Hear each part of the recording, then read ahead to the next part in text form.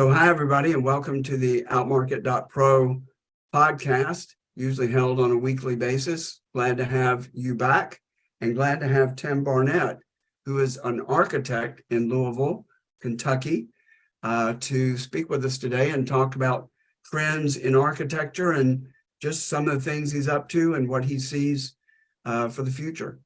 Especially, I'd like to talk about technology and some of these AI advances and what he thinks it means for his industry. Okay, so Tim, welcome. Glad to have you here. Thanks for having me, Mark. Glad to be here. Okay, so let's jump right in.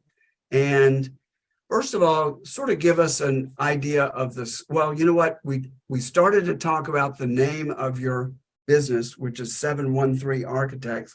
And I asked if it was a zip code, which a lot of people do put into their businesses these days.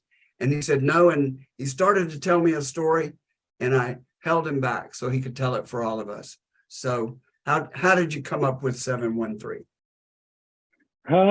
Long story short, basically what ended up happening is I wanted to build a design firm around a collaborative environment.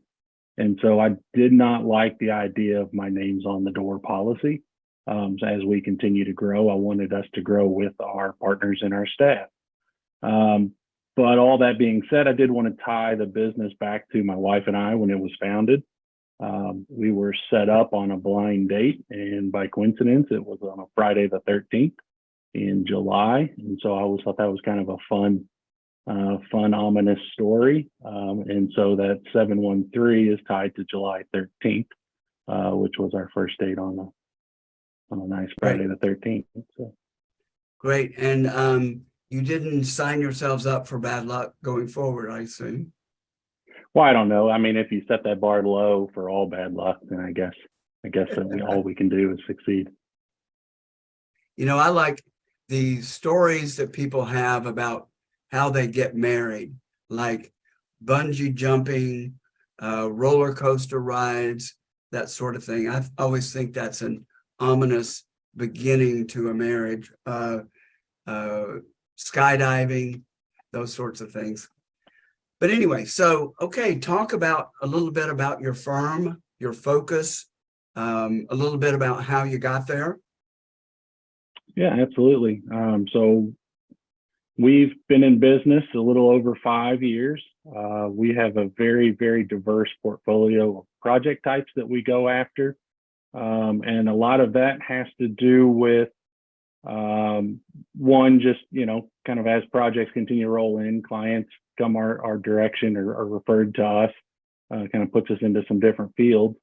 But the other piece to it really, and the underlying factor for me, is as an architect, we're truly creatives at heart with a background in construction knowledge and building systems design.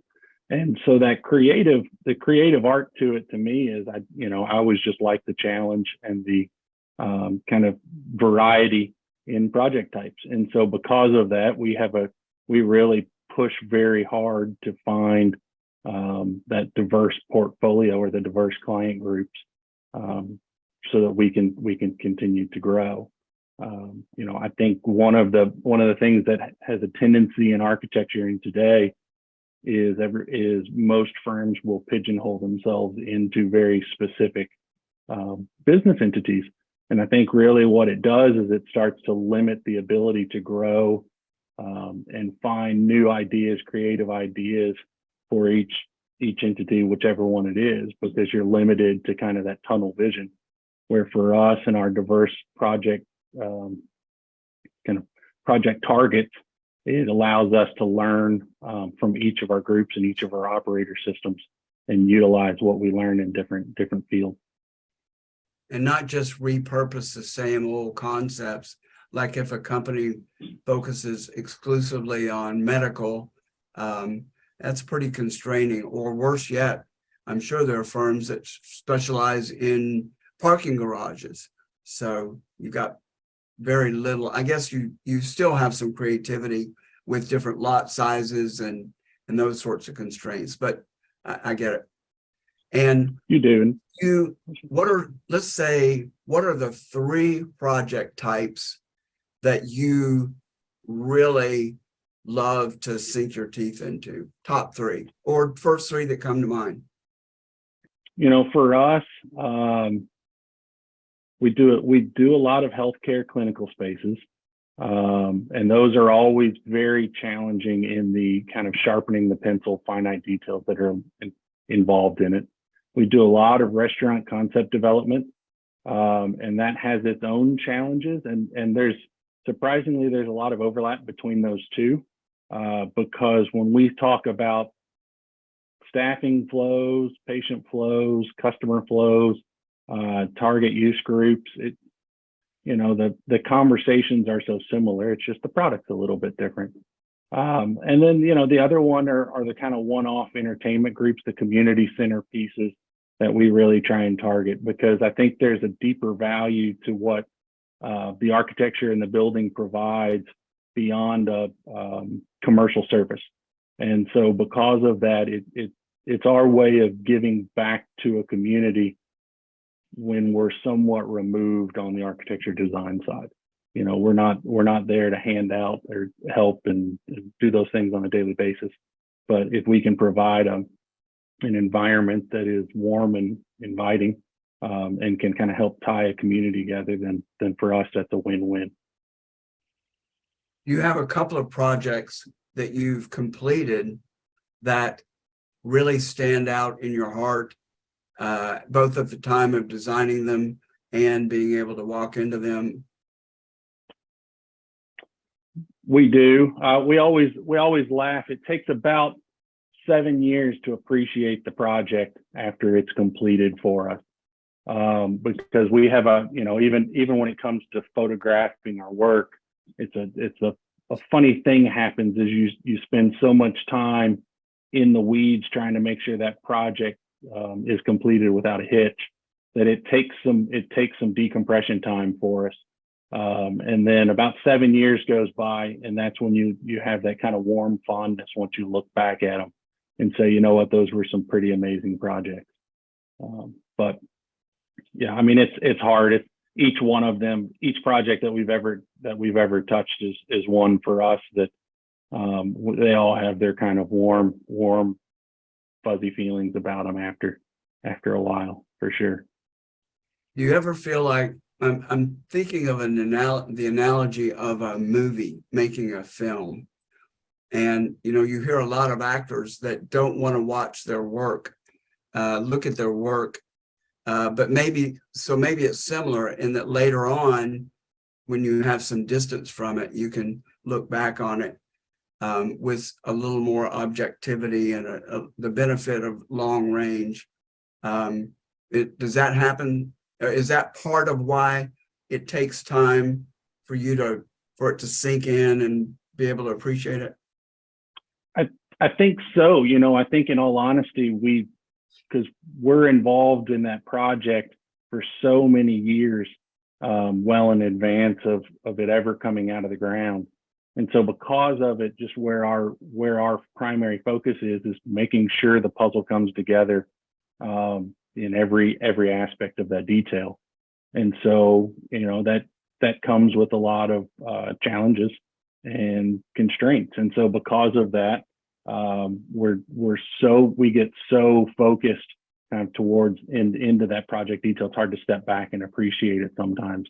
But then, like I said, after years pass or in conversation with someone else who gets to experience those projects for the first time, is when you start to realize that there's something special there. How often are you involved in the interior design part of it? And how often is it just the architectural, structural parts? We try and be involved from the outside in completely. For us, there's interior architecture is one and the same. And so, now we'll occasionally, depending on the project type, have interior designers that also kind of help kind of polish that finished image. But, for the most part, we look at it as the building design is the architecture. And so that interior environment 100% for us is just as critical as the exterior. Are there some times when let's say a project comes to you and they already have certain parts, say interior design, where they have committed to someone, and then you've got to work with somebody that you're not used to working with? And I would think there would be, in those cases, there would be some that you would go, maybe similar to when someone sells a house and happens to be able to go back into it later on, and they see what somebody else has done to their house, that can be pretty horrifying. Does that happen sometimes? I guess we're so accustomed to working with so many different teams between owners groups, operators groups. Sometimes our building owners aren't actually the ones who are occupying the space. And so there's so many different user groups for each of our projects. And then in the same regards, our engineering teams vary from project types. And so because of it, we get pretty accustomed to just kind of working with the team that's presented in whatever regard that defines that project. And a lot of times, if there's a group if there's a group already in place, then they can be a wealth of knowledge for us as well, because one of our first steps is to try and understand completely that owner's usage and what makes that owner's group or whoever's responsible for that project, what makes them successful and what has worked for them in the past and what doesn't necessarily work for them in the past. And so that's a lot of the challenge for us. And so if there's pre-existing team members on a project, then great. That means there's a wealth of knowledge, and we're not necessarily starting from ground zero, if you will. But we're trying to absorb as much of that information as we can. In an earlier conversation, we've talked a little bit about the Thrive co-living project, and it sparked some interest. Why don't you talk just in general or conceptually what it is about that project that is appealing to you? Yeah, I think it's intriguing to me. Right now, I think there's a huge focus on just quantity of available quality living spaces for each individual, and we're in a position where not everybody kind of has their own likes, dislikes of what it takes and how they want to live and how they want to be a part of a community. And so when we talk about architecture, it very quickly grows right into urban planning, urban development, because if we build a building isolated, then we're not acknowledging that there's a community around it. And so I think there's something intriguing about the Thrive co-living space that I think if kind of the way it's presented and we've talked is, if it's done well, I think it could be a pretty exciting environment, really. And it's just another layer to urban development. And if there's a group of individuals that we can create a fun living environment that makes them happy, then great, so be it.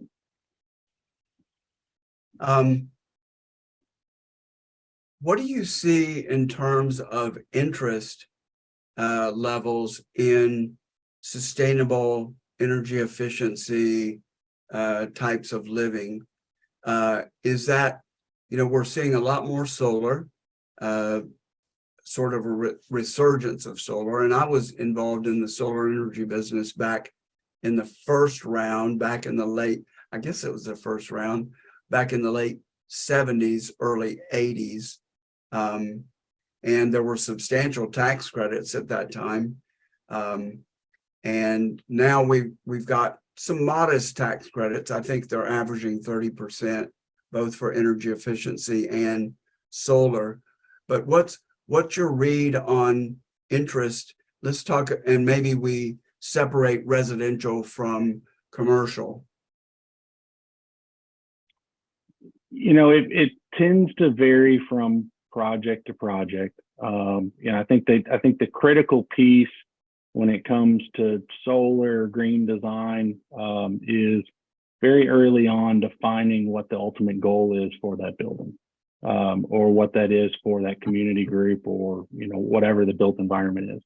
Because I think the one thing that would do the entire project justice is not defining kind of what the target audience is and wants to be.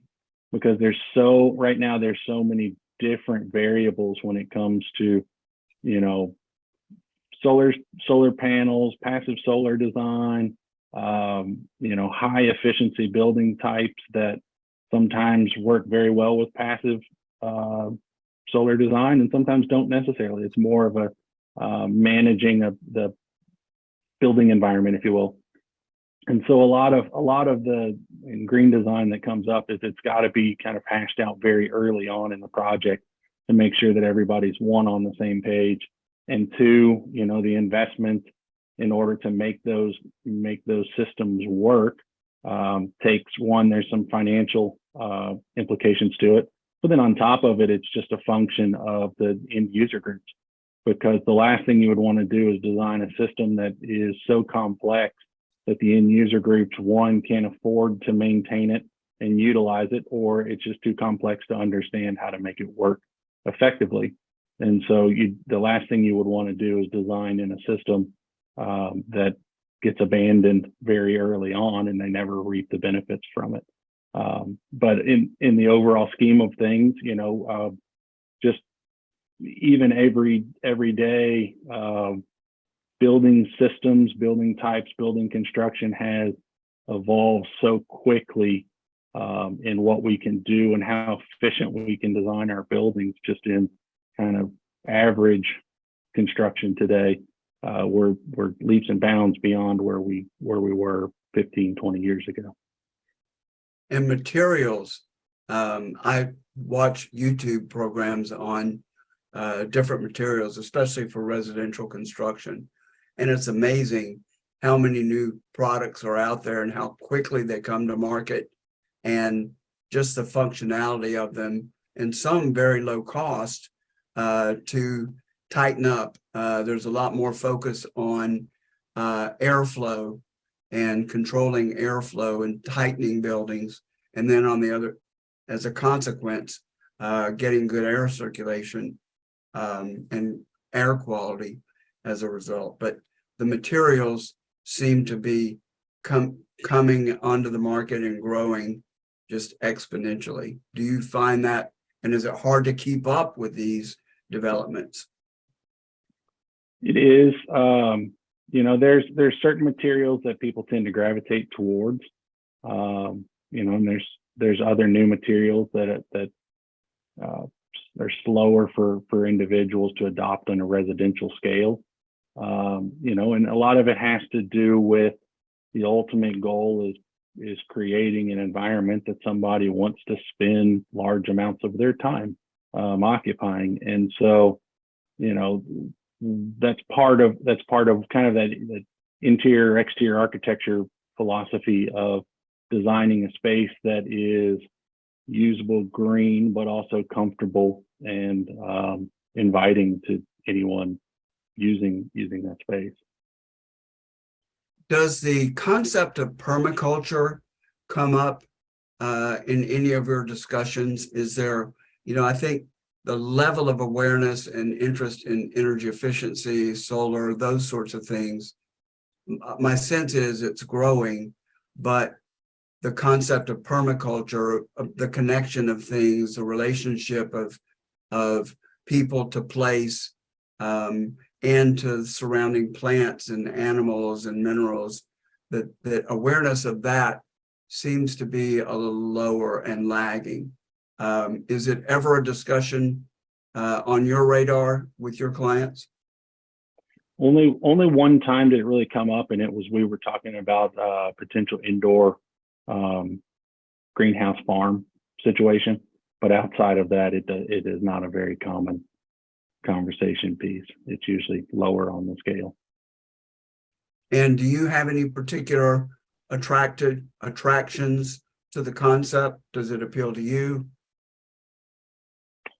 I think we would look at it as if it holistically blended with the concept as a whole, and we can make it work for the concept. Is really kind of how it plays. For us to focus on one particular concept, if it doesn't play nice with the other implications of the other things that everybody wants to accomplish, that's really the challenge. And so, even when we talk built environment, and having a, free air through an environment, through a building versus it being a kind of the quote unquote sick building where it's completely enclosed, a lot of it really has to do with the environment and where that building is located. A lot has to do with the site situation, and if you're designing a building from scratch, from ground up, or if you're looking at a building as a takeover or a series of buildings that are going to be renovated, because at that point you're essentially playing the hand that you're dealt and trying to make the best decisions you possibly can within reason to the existing constraints and the site, the project, and the budget and the user groups. Do you find that generally speaking, your commercial clients are less interested in energy efficiency, and because it almost always involves more cost up front, even just tightness of the building, not to mention actually producing some of your energy with solar or wind or that sort of thing. So are your commercial clients more focused on the short-term expense and not so much long-term energy efficiency, lighting, that sort of thing? Not necessarily. Each of our kind of clients are a little bit different, and their target group is a little bit different. And then honestly, who's driving the project varies, between your private entities versus state or federal entities. They all kind of drive the conversation a little bit different. But, we do find that there's probably more conversation dedicated to those factors in our office spaces or areas that either staff or guests are going to spend more time, their own personal time there. Because if you're in kind of a transient building, you don't necessarily get the long-term impact than if you're at somewhere where someone is spending a large amount of their own personal time utilizing that space. Mm-hmm. I'm down here in the Tampa Bay area, and I've noticed almost every Chase Bank branch has photovoltaic panels on it, and they may be north, east, south, and west sides of the roof, which, as an early solar person, it doesn't make much sense to me. But anyway, I've been impressed that as many of them as I've seen, have had it. Let's shift and talk a little bit about probably a topic that you don't discuss a lot, and that's appliances. And let's just talk residential for a little bit. It seems like there has not been a lot of work done to make basic home appliances more energy efficient, with a few exceptions. I don't think refrigerator technology has changed that much. What do you see, for example, most solar firms focus on the current energy needs and the current appliances rather than focusing on what are the most, can we reduce the energy consumption to the point where we really can make the solar, wind, if it's appropriate, work optimally and to take care of most of the needs. Do you have any thoughts or experiences about appliances and their evolution in terms of energy efficiency? Hmm. I don't know that we see it all that dramatically, other than, it's the evolution of technology in that realm. I mean, appliances in general have gotten, heating, water, conditioning spaces for refrigeration have gotten more efficient over time. But I don't know that I don't know that we quantitative it or put it in any kind of like source that rationalizes the building. I think the challenge in pairing home appliances with solar collection is, Tampa might be a little bit different for sunny days, clear skies. But really, one of the biggest challenges for a long time was, the inconsistency of power energy generated from solar. And so, basically where there's a huge focus is how do you store that? You're either putting it directly back into the grid and trying to maximize your energy credits, or you've got to find a way to store that energy on site. And so I think that's where you're starting to see so much focus on battery technology, which basically gives you the ability to collect that energy in peak hours and then distribute it throughout the house. So the hard thing on an appliance is they don't like inconsistency of power. And so they want to work as efficient as they possibly can, so that they're not taxing their systems internally. And so you've got to be able to harness those natural resources when available and be able to distribute them throughout the building in a comfortable manner. And then there's other, if you go back to more of kind of the passive systems, then you're really starting to get into collecting heat from solar absorption into biomass in the core of a residence and distributing it throughout the cooler nights, or through the house to keep your house comfortable. But the challenge with that is the moment you do that, that means you're actually allowing that heat to pass into the house, which means your HVAC systems, which are very efficient and comparative to what they've been in the past. Now you're kind of competing against yourself, and so it's a function of kind of setting those parameters early on and saying, do you want to heat, cool, manage your living conditions passively, where it's part of the built environment, or do you want to do it mechanically, where it's part of an HVAC system?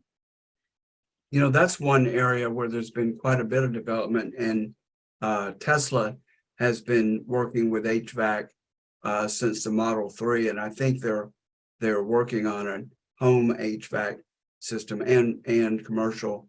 But heat pump technology, especially mini splits, I've had some experience with those for heating smaller spaces, and there seems to be some bleed through.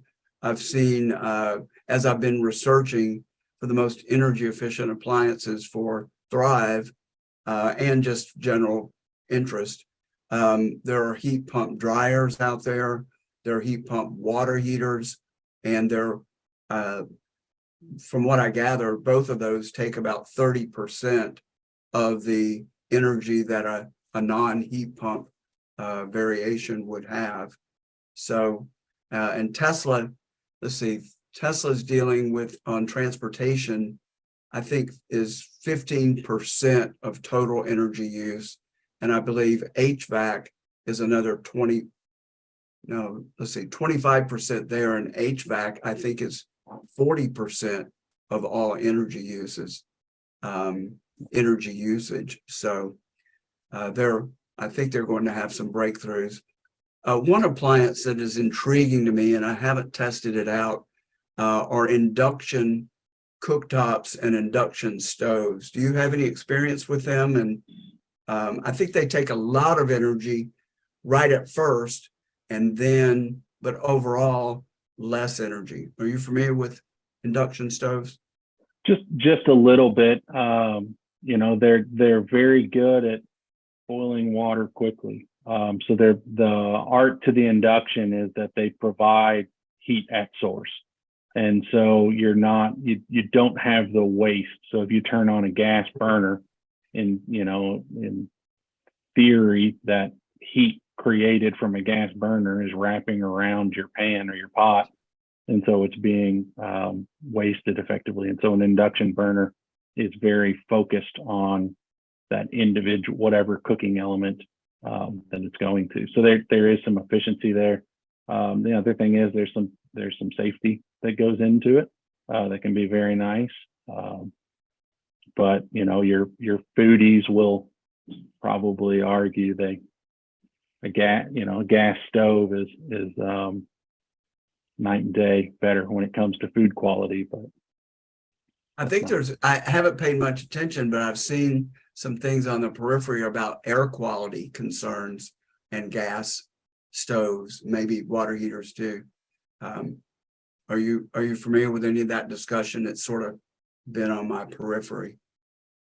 No, I mean, all I know is there's certain areas that are starting to discuss limiting, gas appliances, but beyond that, nothing in particular. And the safety issue can be very real. A friend of mine rented a new apartment, and they had a cat that turned on the stove. I don't remember the details, if he flipped the button or whatever, but they had a paper plate on the eye of the stove, and it burned not just their apartment, but several in the building. And they had just moved in. They were not the most popular neighbors or former neighbors when they had to move out. So you can just take the pot off, put your hand on it, and it's barely warm, as I understand it. It's pretty impressive. And the other thing that comes into play too, especially if you're talking cohabitating spaces, that kind of stuff, we see it a lot in some of our senior living centers that we work with. It also gives, the electric systems give you the ability to toggle if that system is on or off. And so when you have kind of a variety of inhabitants in any kind of it, so thinking about Thrive, where you've got a diverse population within the building, sometimes it might give you that ability to manage what each individual unit is capable of. Whereas on a gas stove, you're always going to have that gas available with a pilot light. And so you're at the mercy of that each individual inhabitant understanding and managing when those systems are in place, where electric systems, they're easier to be able to manage and toggle off from afar. For every field, there's an emerging, a discussion of emerging technologies, techniques. Given that I'm nowhere near your field, what interests you the most in terms of techniques, technologies? What's on your nightstand that's work related? I mean it figuratively, of course. What are your passions and interests in your field right now? I think for us, we probably spend more time talking about the people that are working with the technology than the technology itself. And so a lot of times that comes into play when you're looking at, how skilled, how trained does each employee need to be in order to do that particular position? And what does that technology allow them to do better, faster, more efficient? In certain cases, how can they does that allow them to provide better care or better customer care? And so that's a lot of the conversations for us is that technology is always kind of ever changing. It's just how can we utilize those advances in order to provide the service that each of our group wants to provide. And so I think about it even like in a restaurant system. A stove can do so many things, and it can be great and efficient and have recovery heating and all of those things, and not lose when you open it, or an oven when you don't open that door, and it protects all that, that heating cabinet But at the end of the day, the ultimate goal is to provide the best food for that customer and that best customer care. And so each of those human touch points for us is really what we're focused on. It's what we design. When we're talking about office planning, you talk offices, doors, conference rooms, those kind of things.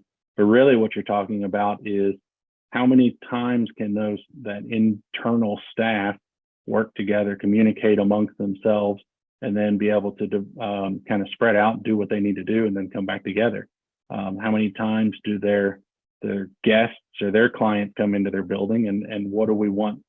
How do you want them to feel when they walk in those front doors? Because again, those touch points are kind of the driving force. The technologies, as fun as they can be, a lot of times they just allow us to do different things, but improve upon those personal touch points. Interesting. So your focus stays on the personal and functional as it relates to the people that are using the building or guests and that sort of thing. Interesting.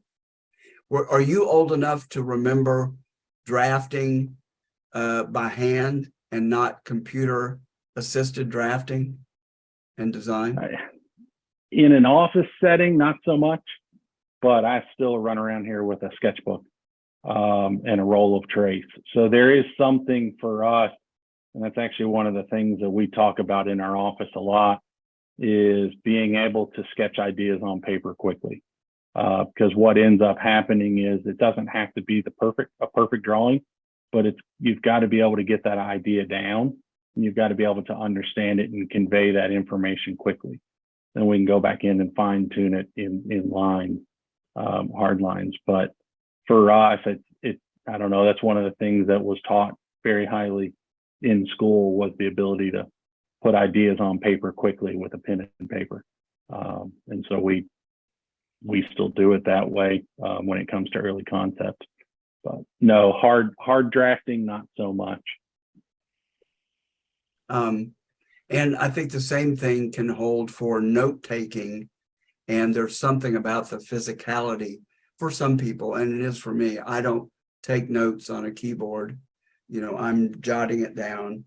I think it's quicker, and there's probably something about the not dexterity, the physical act of putting something on paper that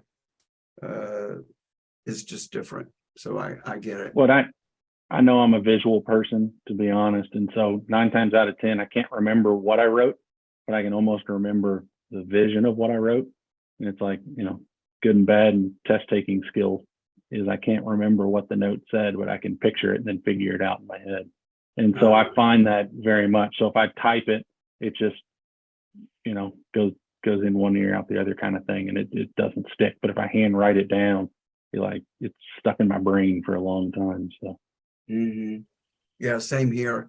And I can I have a visual of where that is in my notebook, and I know how far down it is in a particular notebook. Let's see. Let's talk about the elephant in the room for probably every industry, and that's AI. Have you played around with some of the AI tools, especially Midjourney? There's another visually oriented one. I found DALL-E 2 to be very primitive, at least when I tested it out. Something diffusion, static diffuse, something diffusion. Have you played around with any of these AI tools, and where do you hear or think the technology is going to go? What's it going to do? Is it going to replace people? What are your thoughts about it, to the extent that you've looked into it?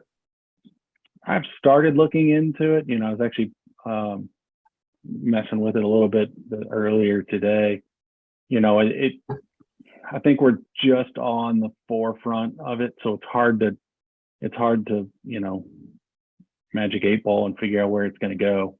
But it is it is out there, and it's a tool that is going to evolve in a lot of facets. And I think so the biggest challenge or opportunity for us is to figure out how we can use it and maximize what we do.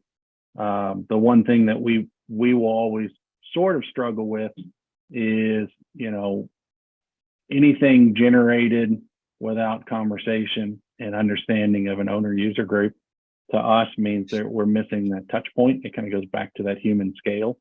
But if there are tools and systems that allow us to do other things more efficiently, then it's something that we would definitely dive into. I'm sure at some point there was the same conversation in a drafting office when you used to see images of 50, 100 drafts persons all in a room, and it's not necessarily that way because you can become so efficient on a computer system. But at the end of the day, there's still the creative art piece of it, and there is the human touch point that what we try and provide.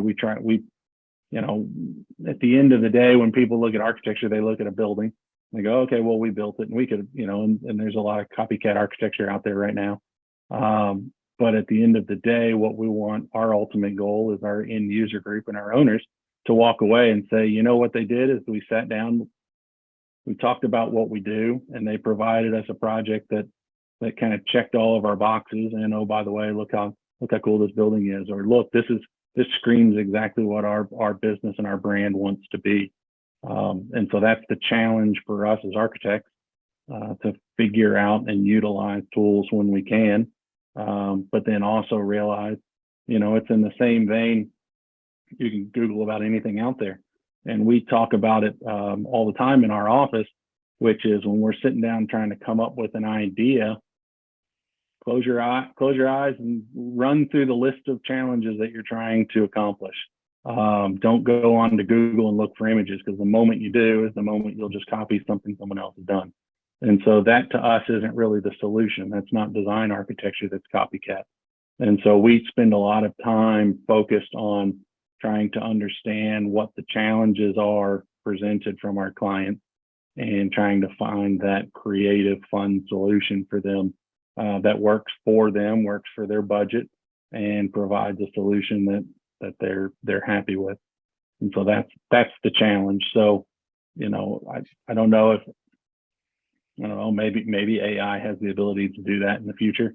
But if so, then it's just a matter of how can we kind of continue to push the envelope. I think that's the other unique thing with building and building materials, is as they evolve and as they continue to improve and allow different things, 3D printing buildings, those kind of things. Like, we're kind of scratching the surface right now. But if it becomes another tool in our kit of parts that allows us to do new, fun, creative structures, then why would we hold ourselves back? And so that's kind of the unique piece to it, so that at the end of the day, our building is we like to think of it as our building is a sculpture, and they don't always necessarily, read that way, but they're checking a lot of boxes, and they're trying to do a lot of different functions beyond just a rectangle. Mm-hmm. From my playing with it just a little bit, and I don't seem to get the time that I'd like to spend doing it. I think it's going to be a matter of using words. Still will be very important. All the preliminary work, the consulting work, the discussion with the users, all that will be just as important if you're going to have a successful project. I think the change will be that instead of going directly to drawing and design, that you'll use words to generate those drawings. And then the prompting, which I think we're really at the primitive stages. I've struggled with coming up with the appropriate prompts to get the technology to create what I want it to create. So I think that there are going to be experts prompt engineers that specialize in how to get these tools to work based on certain words. But it may be that you're doing less drawing and more dictation to get to the image that you're looking for. I can also see how it could be really helpful for prototypes and that sort of thing, going through iterations of it. But one challenge I can see is, at least in my work in marketing, I find that there's a real divide between those who are graphic artists and visually oriented and those that are more left brain oriented and word focused, text based and focused. And a lot of times those people that focus on one side or the other have challenges with the other side. So especially I find that graphic artists in the marketing realm have challenges with spelling, with sentence construction, and that sort of thing. So it may bring up that divide, because I would imagine that, well, there are probably some architects that are more left brain and approach it more left brain, and some more creative design. You have to pull them all together at some point. But I would think that might bring out some weaknesses in one side or the other. I don't know, just some early perceptions. Possibly, it has the potential to be the next industrial revolution. So, who knows at this point? But the way we would look at it is, what tools does it allow? What is it allow us to do? What's that new tool? How do we improve upon it? And are there benefits? Yeah, yes, no, maybe, I'm sure. We see it right now in text, sometimes in creating some of that generic copy. But then at the end of the day, we're still going back in and fine tuning all of that information that we need. And someone the other day just mentioned, well, maybe to make it easier to write a project proposal. It's like, maybe, but at the end of the day, we want our proposal to 100% reflect the conversations that we have with our clients. So in order to do that, by the time I put in enough text in an AI system to make it say exactly what I want it to say to reflect our conversations, then by that point, I might as well just write the proposal the same way I do. So I don't know. There's opportunities there, right? And so we look at it. Some of the image generation stuff is neat. I think it's just kind of on the, it is interesting to see what they can do. But, I guess one of the challenges or one of the benefits of what we do as architects is we get the benefit of coming up with the fun ideas, and then we have to turn around. And if we've got a particular client who is, one, willing to push the envelopes and the boundaries of what their project can be, and they also have the financial ability to afford to do that project, then the fun thing on architecture is we get to take the crazy creative ideas and go, okay, well, now how do we build it? And so then it's how do we put that on paper? And so we're not necessarily just checking boxes going, okay, this is drywall, this is brick, all that kind of stuff. But it's how do we actually put this, how does this idea come together in a way? Because you don't notice, that's the kind of interesting thing about buildings and architecture is you don't notice when something is out of place until it is. And you walk up and you're like, we've all had that moment. You're walking down the street and you're like, why in the world is that window off? And so why is it not aligned? And so you don't notice it until you notice it, and then you can't not pay attention to it. And so a lot of times what we are talking about is, older school symmetry, but a lot of times it becomes a conversation of balance. And so, can AI generate that balance? Maybe, but is it also going to factor in all of the building restrictions, building codes, user groups, customer service, all the customer care, all those conversations. I don't know. That's kind of the art of what we do, of blending the two. So it might give us the image that we need for presentation material quickly, but beyond that, putting it together in a buildable system is, that's the question, I guess.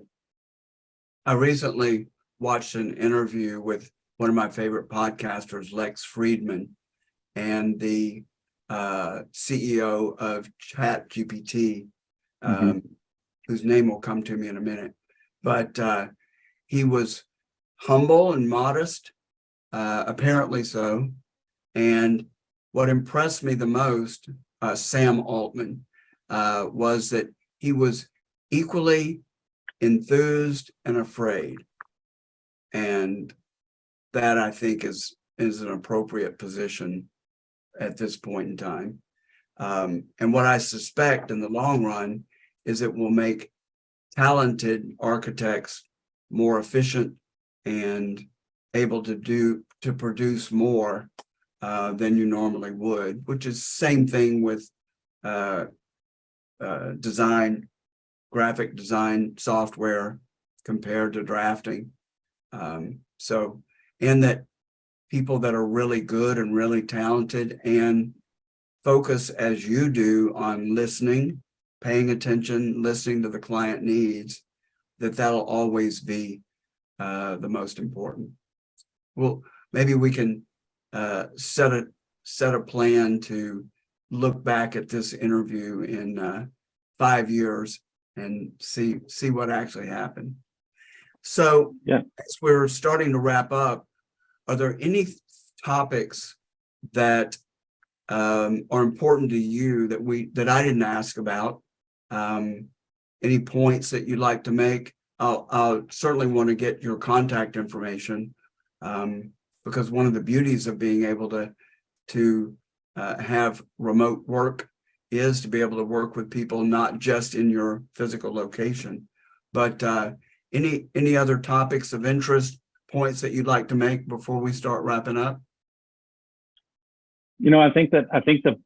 I guess the one thing that in our field is we know that we're in a very unique, it's a unique field. And so one of the things that I guess just in general is, one of the best things for our field are clients willing to talk about design. It's not always on the forefront of their mind. It's not, not everybody, it's not for everyone is to try and push that envelope in architecture, planning, and design. And so because of that, we are, as an industry, almost 100% solely reliant on individuals who are willing to try new things and have that interest in not being comfortable with the status quo. And so because of that, that's our driving force. We're, like I said, we're designers at heart. And so as an industry, the best thing for us is when people are willing to push that envelope. And so, even with AI out there and kind of going, okay, well, it can make a lot of crazy ideas come to fruition, at least to visually see it.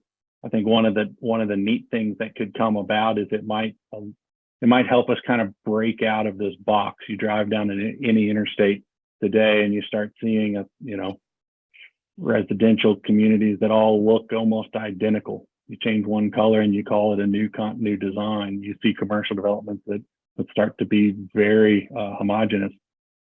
And so I think the one potential that it has out there is it starts to open up our client base's eyes as to what could be at very quick glance. And so if we can get them excited about a project and kind of testing new materials and testing new bounds, then great. I think it's a huge benefit to the industry and to communities and urban planning and all of those things. And so as we talk Thrive and what it can potentially be, I think that's another entity to it, is where can it go?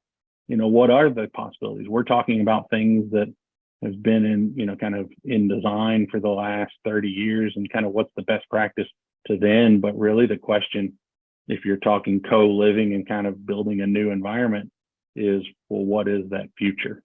And so that's a lot of the conversation.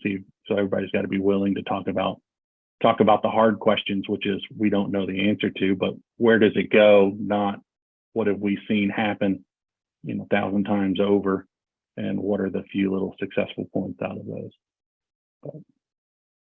Cool. All right. And let me mention, totally side note, but just to urge you, if you're not familiar with the architecture of Brasilia, my partner is from Brazil, and we just made a trip down there.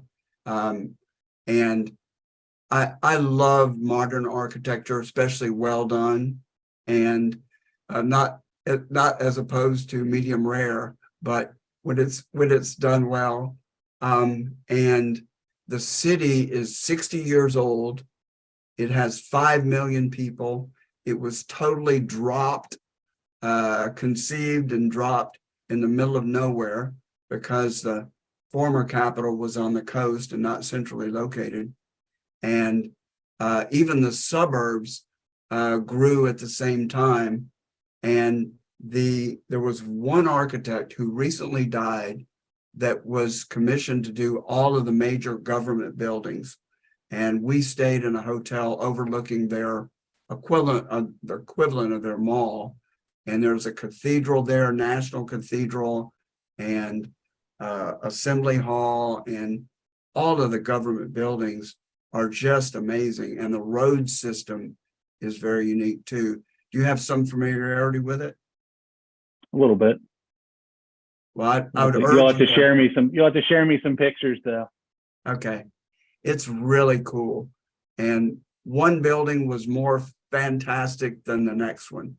So, and I was able to see 5 or 6 of them right from our hotel. So anyway, yeah, we'll have a next conversation. I'll show you some pictures. So if someone really is connecting with your approach, your philosophy, your vision, and I think you did a great job in communicating that and what's important to you and your firm, how can people best get in contact with you? Website, email, phone? Sure. Website is 713architects.com. Email, probably the best one would be inquire@713architects.com. That's probably the best way to get a hold of us quickly, and you can reach out to me, and we go from there. Each project is unique, and we try and kind of capitalize and appreciate the uniqueness of each individual group and client and project. So we do what we can. Awesome. Well, I really appreciate the balance that I'm hearing from you on, because it is an art and a science, and I hear a really good balance of focus on both, and also customer service, which I think, and customer focus, which I think has been lacking in the near term.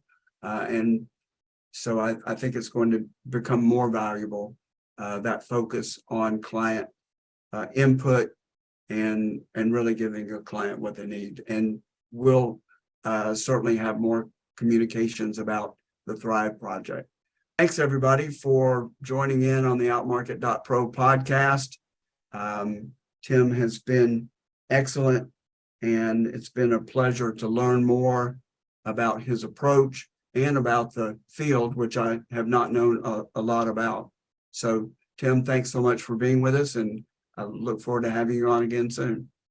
Thank you. This was great. We appreciate it.